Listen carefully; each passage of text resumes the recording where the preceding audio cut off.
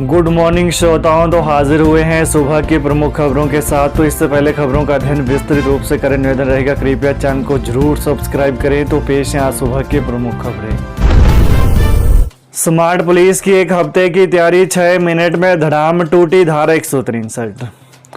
संजौली मस्जिद के खिलाफ हिंदुवादी संगठनों के उग्र प्रदर्शन के सामने पुलिस और जिला प्रशासन की एक हफ्ते की तैयारी पिछले कल महज 6 मिनट में धड़ाम हो गई। प्रदर्शन करने वाले लोगों को संजौली बाजार में आने से रोकने के लिए पुलिस की भारी भरकम बैरिकेडिंग काम आई, न फ्लैग मार्च। संजौली क्षेत्र में भारतीय नागरिक सुरक्षा संहिता की धारा 163 लागू की गई थी, जिसे प्रदर्शनकारियों ने तोड़ दिया। प्रशासन प्रदर्शनकारियों के सामने बेबस नजर आए। भूखे प्यासे स्कूलों में कैद रहे बच्चे, गुस्साए अभिभावकों ने लगाए मुर्दाबाद के नारे।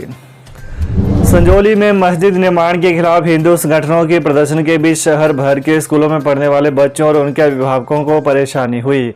जिला प्रशासन की स्थिति को बिगड़ता देख स्कूलों को बिना अभिभावकों के बच्चों को परिसर से न जाने देने के आदेशों के बाद अभिभावकों में हड़कंप मच गया। स्कूलों की बसों और स्कूली टैक्सियों से बच्चों की आवाजाही न करने के आदेश दिए गए। कई स्कूलों में 1 बजे छुट्टी होनी थी, यह बच्चे 3 से 4 बजे तक भूखे प्यासे बैठे रहे।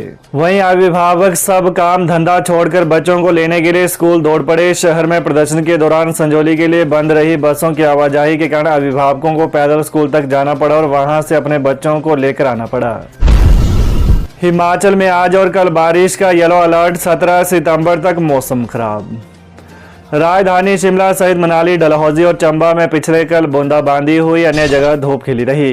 प्रदेश में आज और कल भी बारिश का येलो अलर्ट जारी हुआ है। पिछले कल बिलासपुर में 35, कांगड़ा, चंबा और ऊना में 34 डिग्री सेल्सियस अधिकतम तापमान रिकॉर्ड हुआ। बता दें कि मौसम विज्ञान केंद्र शिमला ने 17 सितंबर तक बारिश का दौर जारी रहने का पूर्वानुमान जताया है। आज और कल के लिए बारिश का येलो अलर्ट जारी हुआ है। पिछले कल शाम तक प्रदेश में जगह जगह भूस्खलन होने से 37 सड़कों पर आवाजाही ठप रही। 20 विद्यार्थियों की संख्या वाले 65 उच्च और 18 वरिष्ठ माध्यमिक विद्यालय होंगे मर्ज। हिमाचल प्रदेश में 20 विद्यार्थियों की संख्या वाले 65 हाई और 18 वरिष्ठ माध्यमिक स्कूल मर्ज किए जाएंगे। उच्च शिक्षा निदेशालय ने जिलों से डाटा एकत्र कर सरकार को प्रस्ताव भेजने की तैयारी शुरू कर दी है।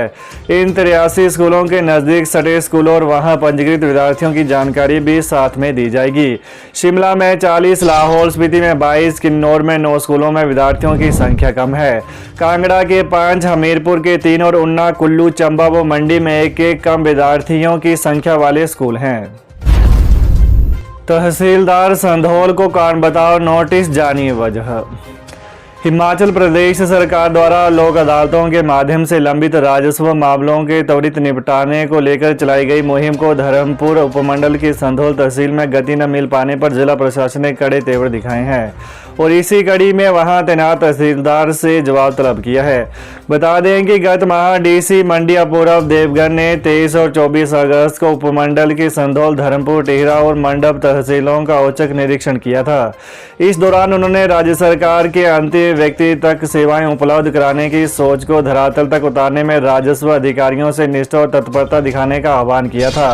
बावजूद इसके संधौल क्षेत्र से नागरिकों द्वारा लगातार शिकायतें मिल रही थी कि ग्रामीणों के इंतकाल, निशानदेही और तकसीम आदि राजस्व मामलों के निपटारे लगभग शून्य हो चुके हैं। वहीं लोगों का आरोप था कि तहसील दफ्तर में तैनात अधिकारी समय पर कार्यालय नहीं पहुंचते हैं तथा ग्रामीणों को घंटों इंतजार करना पड़ता है। मड़ावाला के पास नदी के किनारे जंगल में मिला करीब 3 साल की बच्ची का शव। पिछले कल पिंजौर नालागढ़ रोड पर गांव खोखरा के साथ बद्दी एरिया के नजदीक नदी किनारे एक अज्ञात 3 साल की बच्ची का शव पुलिस को बरामद हुआ है। मड़ावाला चौकी के राजवीर ने बताया कि पिछले कल नदी के नजदीक रहने वाले लोगों ने फोन करके यह जानकारी दी। उन्होंने बताया कि झुग्गियों में रहने वाले बच्चों ने खेलते हुए बच्ची का शव देखा था। आशंका जताई जा रही है कि कुछ दिन पहले हुई बरसात में नदी के अंदर पानी के साथ बच्ची हिमाचल से बहकर आ गई होगी। बता दें कि शव करीब 6 दिन पुराना हो सकता है। बच्ची की उंगली नहीं है, हो सकता है कि किसी जानवर ने खाई हो। शव की शिनाख्त के लिए बद्दी पुलिस को बुलाया गया था। इसके अलावा हिमाचल में पुलिस को इसकी सूचना दे रखी गई है। अभी शव का मोर्चरी में रखवा दिया गया है। 72 घंटे तक शिनाख्त के लिए शव को रखा गया है, उसके बाद पोस्टमार्टम करवाया जाएगा। आर्थिक तंगी से जूझ रही हिमाचल सरकार के लिए सौगात भरी खबर। आर्थिक तंगी से जूझ रही हिमाचल सरकार के लिए सौगात भरी खबर आई है। सरकार के उपक्रम प्रदेश पावर निगम के प्रतिष्ठित 100 मेगावाट के सैंज हाइड्रो प्रोजेक्ट ने देश की नवरत्न पावर कंपनियों को पछाड़कर राज्य सरकार के सीने पर तमगा जड़ दिया है। सैंज में बहने वाली पिन पार्वती नदी से प्रोजेक्ट ने 2,810 मिलियन यूनिट बिजली के साथ 975 करोड़ रुपए की कमाई की है। लिहाजा पावर निगम के इस प्रोजेक्ट ने जहां प्रदेश सरकार का खजाना भर लिया है, वहीं प्रदेश सरकार इसे भविष्य के लिए शुभ संकेत मान रही है। हिमाचल प्रदेश पावर निगम के मुख्यालय शिमला से मिली जानकारी के अनुसार सैंज हाइड्रो प्रोजेक्ट की बिजली 975 करोड़ की कमाई का आंकड़ा पार कर लिया है। कर्ज के तले दबे राज्य की आर्थिकी को किसी संजीवनी की तलाश है। ऐसे में 100 मेगावाट का सैंज प्रोजेक्ट राज्य की आर्थिकी का प्रमुख प्रोजेक्ट माना जा रहा है।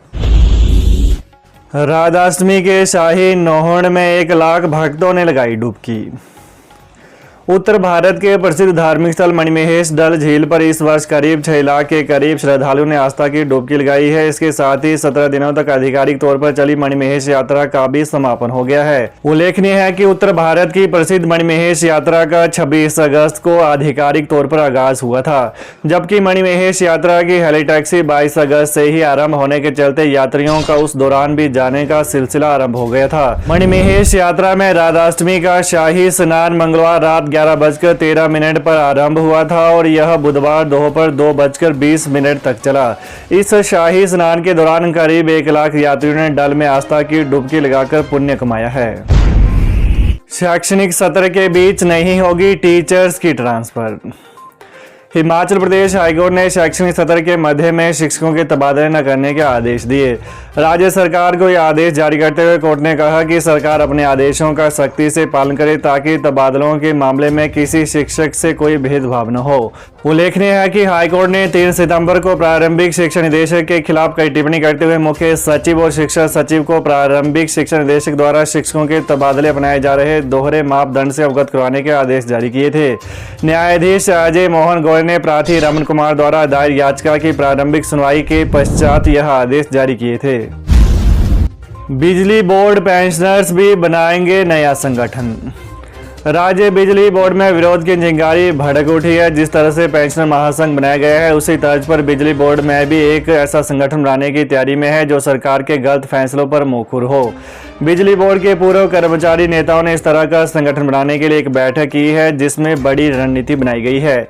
बिजली बोर्ड तकनीकी कर्मचारी संघ के पूर्व अध्यक्ष मोहन ठाकुर ने बताया कि इस तरह का नया संगठन बनने को लेकर चर्चा हुई है, क्योंकि आज ऐसे संगठनों की जरूरत है जो कर्मचारी व पेंशनर के मुद्दों को उठाए और उन पर संघर्ष करे। तो ये रही आज सुबह की प्रमुख खबरें। तो ताज़ा खबरों को जानने के लिए कृपया चैनल को अभी सब्सक्राइब करें। धन्यवाद।